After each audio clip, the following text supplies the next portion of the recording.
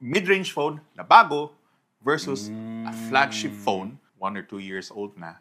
Lumang flagship from official store? From official, yes.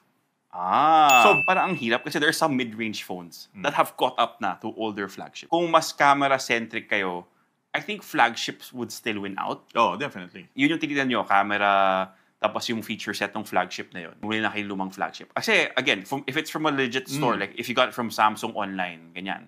Ay, Samsung. Baka naman din. Kung kumuha yung Samsung online, tapos halos pareho na lang yung presyo, I think I would go personally for the flagship. Pero again, kailangan nyo talaga tignan kung ano yung habol nila. Kung gaming ba, gusto ko ba ng flagship or gusto yung performance yung habol mo.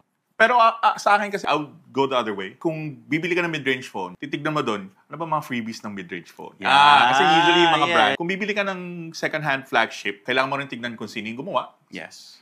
And yung software. Yeah. Updates. Kasi kailangan mo